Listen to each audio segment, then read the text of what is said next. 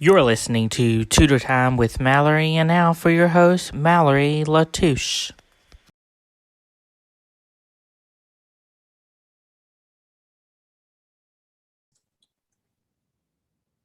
And welcome back to Tutor Time with Mallory. Today I had the honor of interviewing Mr. Lyle Wells. How are you today, Lyle? I'm doing great, Mallory. Thanks for letting me be a part of this. Thank you. What is your education background?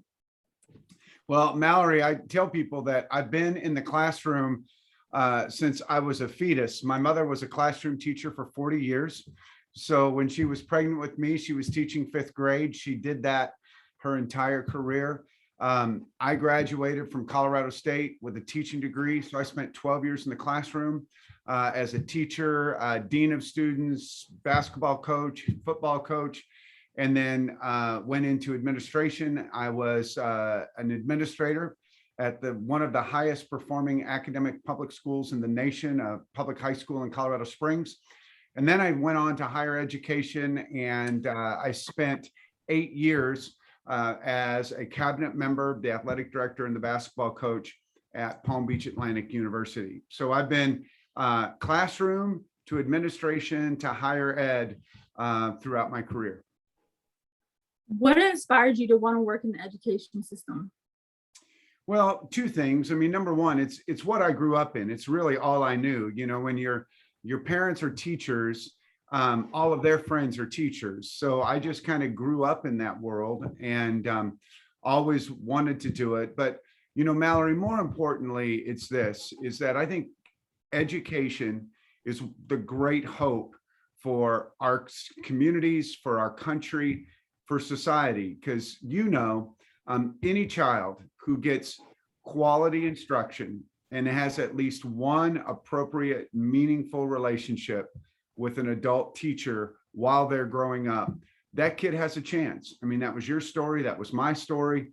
My life was radically changed by just a few relationships, and they were all educators, a coach, a classroom teacher. I'm publishing my first book, and I'm dedicating it to my high school journalism teacher. So it's the impact that we can have on a young life. How has your career path led you to where you are now? Well, I think by nature, I've always been a teacher. I taught science as a classroom teacher. A coach is just a teacher with a scoreboard. As an administrator, we're still continuing to teach and grow and develop. We're just working with adults who are working with children instead of working directly with children themselves. And so now in my work, I do leadership development for Fortune 500 companies, professional and college athletes, public schools all over the world, and churches and nonprofits. So again, I'm still teaching. I just have a little different platform and a little different classroom, but it's my love of learning and then sharing that learning with others. That's been the constant theme throughout my life. What are some of your fondest memories when you were at Colorado State University? I think that, when I think back to Colorado State, I think of two things. Number one is relationships. I'm an only child. My father died when I was very young, so it was just my mother and I. So when I went to college and suddenly I'm on a dorm room floor with 44 other guys, I'm in a room with 3 other guys that, I knew nothing of. It creates some unique relational dynamics, and I'm still great friends with several of the guys that I played sports with in college, guys that I roomed with in college. So that's one. But I think the other thing is just when I look back at the maturity and growth over those 4 years. I mean, every year of our life is 365 days or 366 if it's leap year. But Mallory, I think those years between 18 and 21, they're like dog years. You grow a lot, even though the year on the calendar is the same length of time. So I went knowing very little, naive 18-year-old, walked out 21-year-old, ready to lead my own classroom, ready to, get into relationships with other young adults and provide value to them, began, thinking about getting married, starting a family. I mean, it was just the growth and development over those 4 years. What is something you learned about your career path that you didn't know before? Well, I think two things. And boy, that's really a good question. The first would be this, that when you pick a career path, um, focus on what it is that you love to do, not necessarily a job or a job title. I'm a teacher, at heart. I mean, I love to teach. Well, that's been labeled, Mallory, as teacher, coach, administrator, pastor, consultant, dean. So, there are a lot of labels, but it really comes back to what it is that you do and that you love to do. So I didn't, I thought your career path was kind of everything listed on your resume. It's really more following your heart. And I think the other thing that everybody says, but I don't know that I ever really believed it, that it's the relationships that matter. It's not what you know, it's who you know. I mean, I've gotten so many jobs, so many doors have been opened because of quality relationships that have been built. I don't know that I've ever applied for a job and they've looked at my transcript. I mean, Mallory, I struggled with organic chemistry. I had to take it 4 times. So maybe I'm really glad they don't look at my transcript, because there's a few F's on it.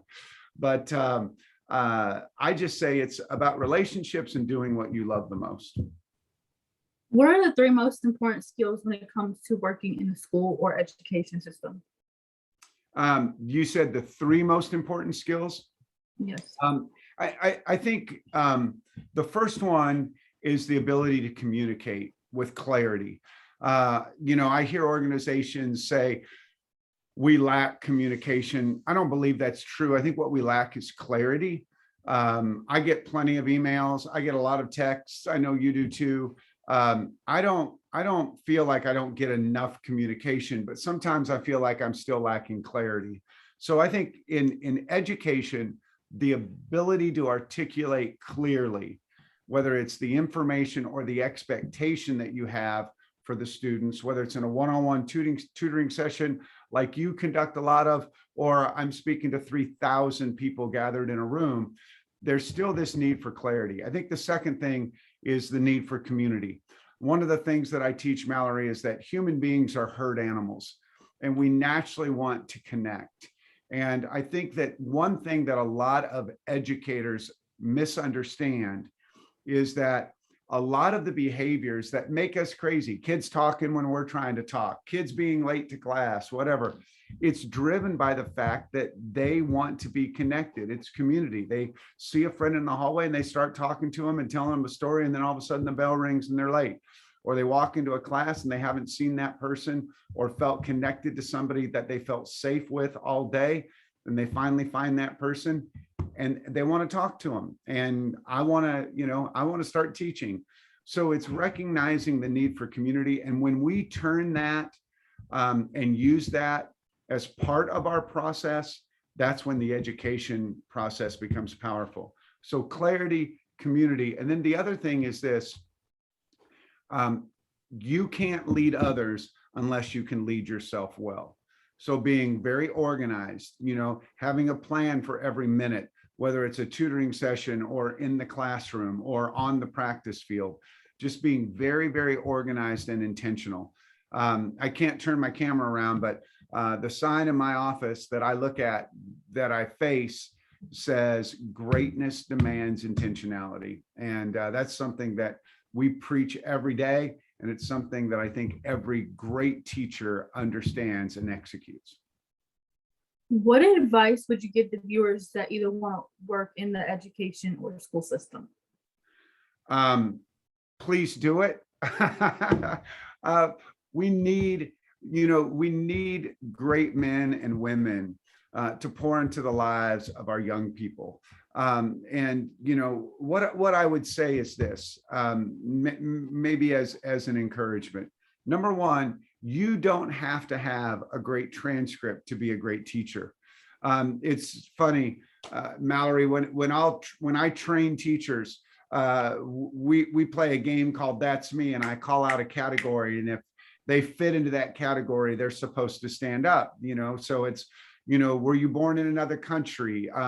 Have you ever scuba dived? I mean, we ask all these crazy questions, but two of the questions that I ask is, were you an honor student in high school? And, probably a third of the room stands up. Did you ever get an F in a course? Half the room stands up. Did you ever go, did you spend too much time in the office in middle school or high school? A third of the room stands up. Did you ever get suspended? So you don't have to have a great educational history to be a great educator. In fact, I think sometimes people who struggled to learn or had a hard time in school make great teachers, because you connect with kids who don't think school is their favorite thing. So I would say, if you've even thought about it, explore it, because teaching is, the most rewarding thing that I've ever done. And I love what I do right now, but I've oftentimes told my wife, there will be a day when I get tired of getting on airplanes and doing what I do right now, where I'll go back to get up and go work in a public school every day. Whether I do it as a teacher, an administrator, I don't know, but I absolutely think it's the most rewarding thing you can do. Thank you so much, Lyle. It was a pleasure interviewing you and meeting you. Well, Mallory, thank you for what you do, because, you put gas in a tank for a kid who's struggling in a certain subject. But, the last thing I would just say is an encouragement to you and an encouragement to anybody that watches this. My first year, when people would say, what do you do? I would say, I teach science. I coach basketball. And I realized that it's not science that I taught kids. It's not basketball that I coached. I coach kids.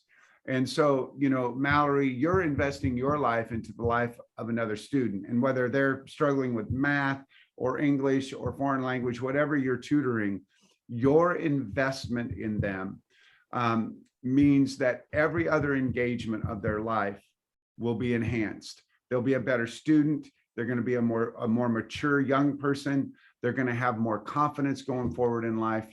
So just understand that every investment into another person means that every interaction that person has becomes better. So there's a great exponential return on that investment. So I appreciate you and what you do and doing this so we can serve to equip and encourage other educators. Thank you, sir.